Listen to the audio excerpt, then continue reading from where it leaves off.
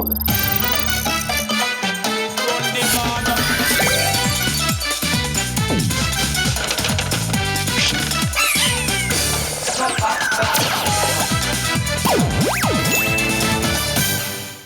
제가 여러분들께 드릴 이야기는 우리 뇌에 관한 이야기입니다. 잭 갤런트라는 학자인데요. 흥미로운 논문 한 편을 게재하게 됩니다. 여러분들이 밤에 잠을 자고 있는 동안 여러분들의 뇌를 촬영을 하면 여러분들의 꿈을 동영상으로 저장할 수 있다는 뜻입니다.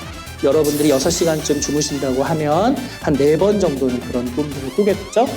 그럼 아침에 일어나 보면 여러분 핸드폰에 꿈 4편이 저장되어 있는 겁니다. 이 영역은 어떤 곳이냐? 그러니까 한마디로 얘기하면 멍 때릴 때 이런저런 생각들을 하게 되는데 그 순간 불현듯 굉장히 좋은 아이디어가 떠오르기도 한다는 거죠. 근데 알고 보니까 창의성이라는 건 뇌의 어느 한 영역에 국한된 기능이 아니라 골고루 사용해야 좋은 결과가, 창의적인 결과가 나온다는 걸 우리가 알게 되는 거죠. 그러니까 여러분들이 창의적인 아이디어를 얻으려면 전혀 상관없을 수도 있는 분야에서 혁신의 실마리, 창의적인 아이디어의 힌트를 여러분들이 얻을 수 있다는 거예요. 편식 없이 굉장히 다양한 책들을 두루 읽어야 사실은 거기서 창의적인 아이디어의 실마리를 얻을 수 있다.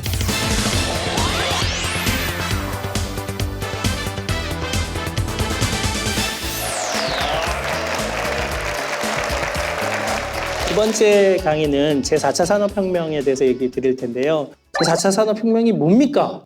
라고 제가 여쭤보고 내려가서 카메라에 마이크를 대면 웃으면서 시선을 이렇게 내리고 속으로 나한테는 오지 마라를 외치게 되죠. 왜 그러냐면 뭔가 빅데이터나 인공지능이 발달한 어떤 미래? IT가 되게 발달한 미래라는 생각은 드는데 정확하게 이게 뭔지, 왜 하필 산업혁명이라고 부르는지, 근데 그걸 왜 우리 사회가 이토록 주목하는지 사실 잘 모르는 게 현실이죠. 아주 자연스럽고요. 그래서 제4차 산업혁명이 무엇인지, 왜 사람들은 여기에 주목하고 그것이 우리의 앞으로의 삶을, 우리 사회를 어떻게 바꾸어 놓을지를 우리가 함께 상상해 보는 시간을 잠시 갖도록 하겠습니다. 자, 4차 산업혁명을 이제 정의를 제가 말씀드려 볼게요. 자, 여기가 우리를 둘러싸고 있는 이 현실이라고 생각하시면 됩니다. 물질로 가득 차 있으니까 아톰 세계라고 부를 수도 있고 오프라인이라고 부를 수도 있겠죠. 여기서 벌어지는 모든 현상을 고스란히 컴퓨터에 온라인에 비트로 저장해서 얘와 얘가 일치하는 세상을 만들겠다. 점점 세상은 그 방향으로 간다는 것이 제4차 산업혁명입니다. 아니 무슨 소리야. 여기서 벌어지는 일을 데이터화해가지고 여기서 분석하고 하는 일은 옛날부터 있었는데 당연히 있었죠. 그런데 그때는 이 세계와 이 세계가 일치하지 않았죠. 온라인의 세계와 오프라인의 세계가 일치하게 되면 그때는 굉장히 갑자기 다른 일들이 벌어집니다.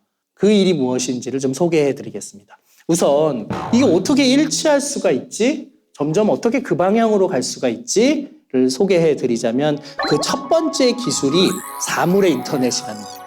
많이 들어보셨죠? 사물의 인터넷은 한마디로 얘기하면 우리 그 사물에서 벌어지고 있는 현상을 데이터화해서요. 그게 인터넷으로 연결이 되어 있어요. 그래서 그 사물에서 벌어지는 일을 센서가 데이터화하고 모아서 그것을 인터넷으로 연결시켜준다. 그러면 사물과 사물을 연결해 줄 수 있기 때문에 굉장히 새로운 서비스가 가능한 거죠. 예를 들면 우산이 있는데요. 우산에다가 사물 인터넷 센서를 달아놓으면 여러분들이 카페에서 우산 놓고 가면 우산이 여러분들에게 문자를 보내요. 저를 버리실 겁니까? 네. 그리고 여러분 청소하셔야 되는데 그 카펫이 청소기한테 먼지 분포 정보를 보내요. 그러면 알아서 청소기가 와가지고 그 먼지를 없애는 방식으로 청소를 하고 다시 가요.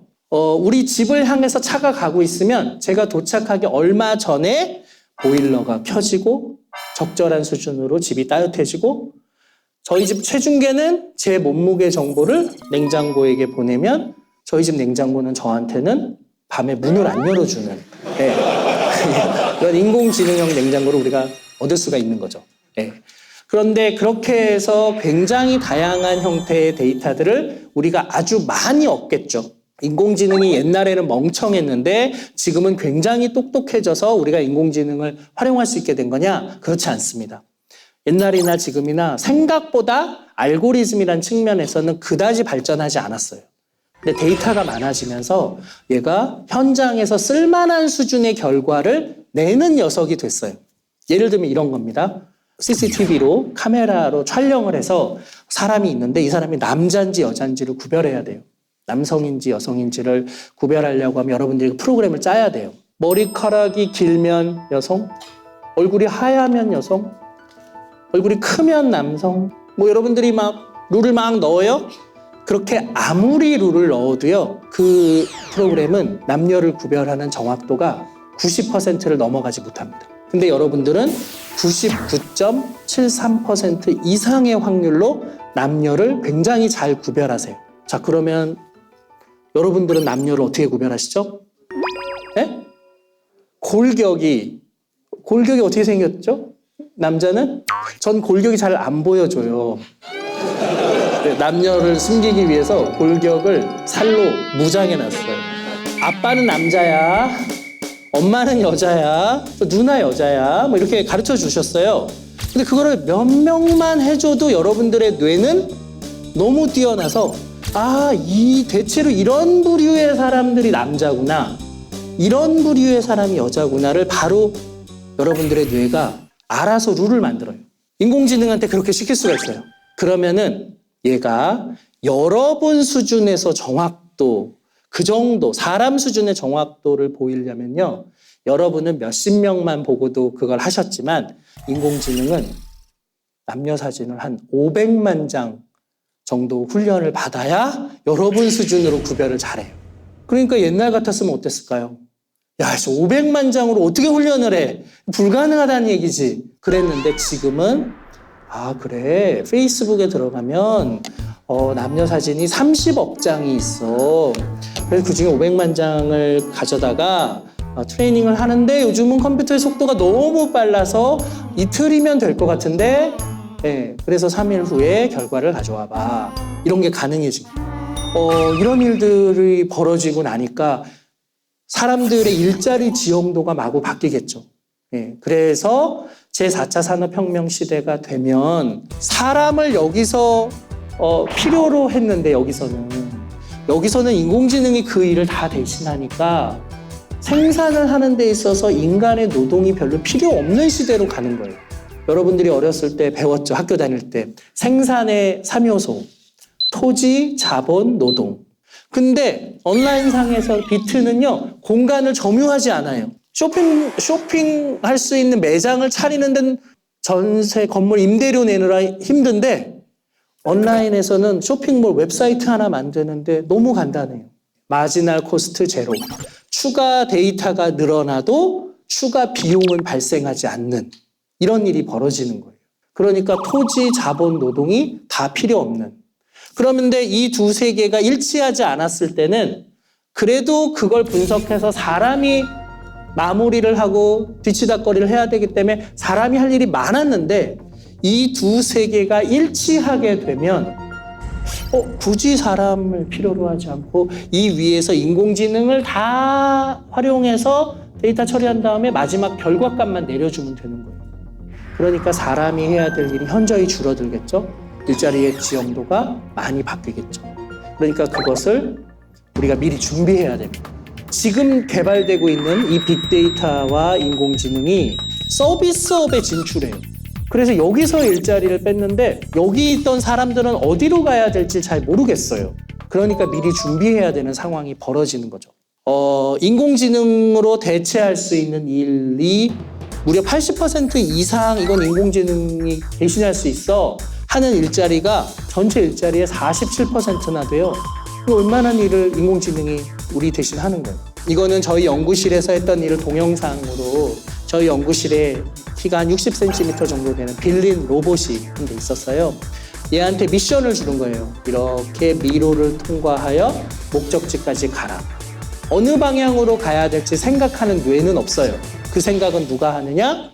옆방에 있는 제 학생이 하는 거예요. 나오야 왼쪽으로 가라, 오른쪽으로 가라, 앞으로 가라, 멈춰라, 뒤로 가라를 말하지 않고 속으로만 생각합니다. 그러면 내 생각이 바뀔 때마다 내 뇌파의 파형이 바뀔 것이고 이 뇌파 캡을 이 학생이 쓰고 있기 때문에 이 학생의 생각이 바뀔 때마다 그거를 저희가 인공지능으로 분석해서 그 결과를 이 로봇에게 지금 보내주고 있는 거예요. 여러분들이 보시는 이 로봇의 움직임은 100% 전적으로 제 학생이 속으로 생각한 대로만 움직이고 있는 겁니다. 근데 이 실험을 100번을 하면 93번은 단 한 번도 벽에 몸을 스치지도 않고 목적지까지 갑니다. 내가 말하지 않아도 내가 속으로 생각한 내 속마음을 이해해주는 이 서비스를 이제 인공지능이 할 수 있다는 얘기예요. 그러면 얘는 어디다 이용되겠어요? 굉장히 다양한 서비스업 분야에 사람과 상호작용하는 그 영역에 활용될 수 있겠죠. 그래서 클라우스 슈밥이 제4차 산업혁명을 선언할 때 자, 제4차 산업혁명은 장밋빛 미래, 우리 거기를 향해 갑시다! 이런 게 아니라 제4차 산업혁명이 되면 기술을 알고 있는 사람과 그렇지 않은 사람 사이에 양극화가 굉장히 심해질 텐데 인간이 해야 될 일을 인공지능이 대신하는 일이 많아져서 우리의 일자리 자체가 줄어들 텐데 그럼 우리는 어디로 가야 되지? 하는 이런 문제 때문에 그 제4차 산업혁명을 선언했던 그 시기에 클라우스 슈밥이 다보스 포럼에서 사람들에게 나누어준 보고서가 The Future of Jobs, 일자리의 미래라는 보고서예요. 그런 미래를 준비하는 마음들이 지금 필요하다는 거죠.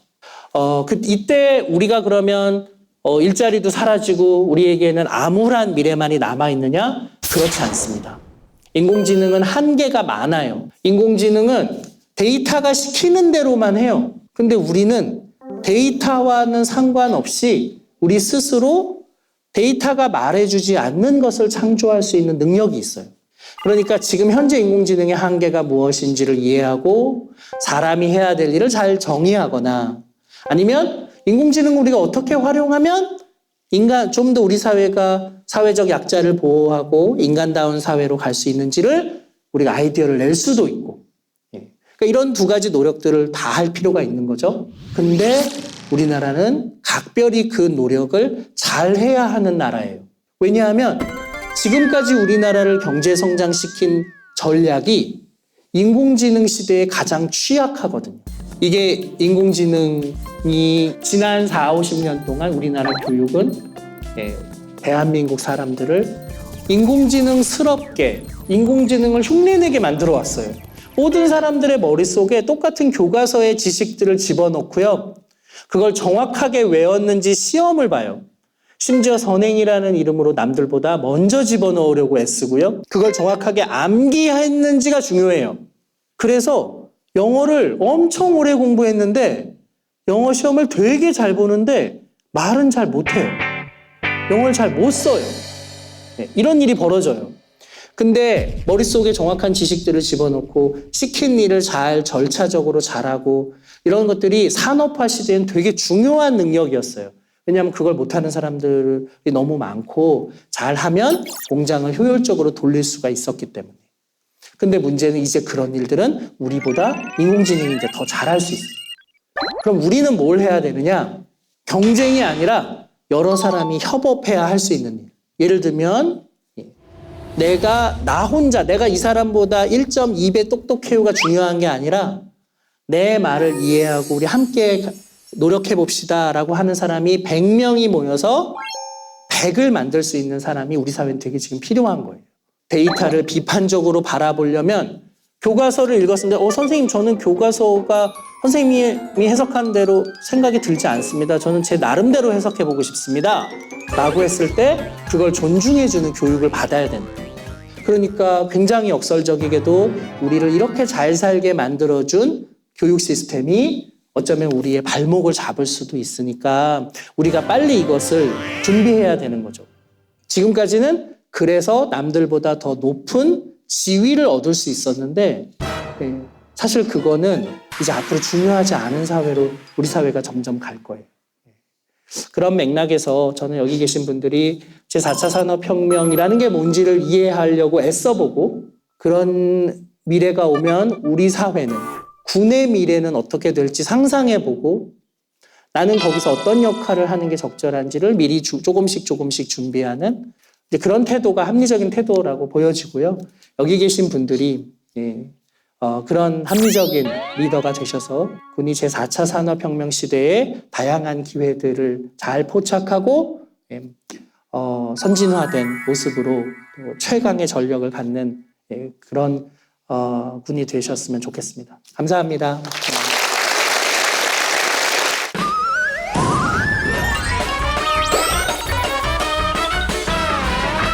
예술의 영역까지 인공지능이 오고 있는 걸로 봐서는 충분히 어떤 인간의 예술과 다르지 않게 인공지능도 충분히 일을 해낼 수 있지 않을까 그런 생각이 들었습니다. 교수님의 생각은 어떠신가요? 인공지능이 저는 앞으로 굉장히 다양한 예술 분야에 활용될 수 있을 것 같아요.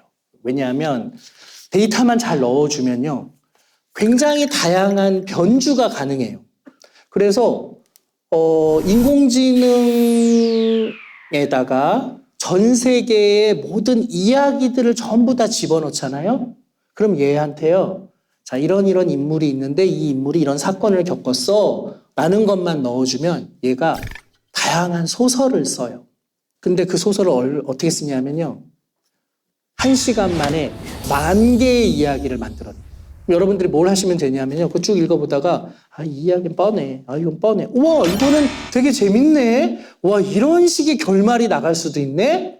라는 걸 고를 수가 있어요. 그러면 인공지능이 여러분들의 창작에 도움을 주겠죠? 그렇지만 이 인공지능의 예술적 창의성하고 인간의 예술적 창의성은 좀 달라요. 인공지능은 데이터 민주주의예요. 다수의 데이터가 말하는 것을 옳다고 믿어요. 근데 인간의 예술적 창의성은 뭔지 아세요? 바하에서부터 쉔베르크에 이르기까지 클래시컬 음악을 다 가르쳐줘요. 그리고 나서 너 근데 이거 말고 너만의 것을 만들어봐. 그게 인간의 예술적 창의성의 기원이에요. 이미 만들어 놓은 데이터를 흉내내면 안 돼요. 그건 좋은 예술이 아닌 거예요. 인간의 예술적 창의성은 바로 그거예요. 있는 데이터를 가지고 뭔가를 변형하는 게 아니라 어디가 비어있는지를 보는 창의성? 그게 예술적 창의성이라서 아마 그 방향으로 인간의 예술적 창의성은 발전할 것 같아요. 자, 그러면 데이터 없이는 인공지능은 하나도 창조적인 활동을 못할까요? 앞으로도 내내? 그러진 않을 것 같아요. 언젠가는 인공지능이 스스로 데이터를 만드는 일을 할 거예요. 사람을 흉내내는 게 아니라. 그들이 우리를 지배할 마음은 없어요. 두려워하실 필요 없어요. 인공지능이 우리를 공격하려고 하면 어떻게 하셔야 돼요? 코드를 뽑으면 돼요. 네. 그리고 리셋 버튼을 누르시면 돼요. 두려워하실 거 아니고 여러분들이 이거를 내 창작에 어떻게 활용하면 좋을지 내가 창작의 실마리를 얻는데 어떻게 활용하면 좋을지 생각하시면 됩니다. 그렇다면 저는 이제 어느 정도까지 우리가 미래에 인공지능이 우리가 지금 현재 가지고 있는 직업들을 대체를 할 수 있을지 그리고 이제 교수님께서는 어느 정도 수준까지 이러한 대체가 이루어질 것 같은지 이제 예상을 하시는지 그러한 점이 가장 궁금해서 질문을 드리고 싶습니다.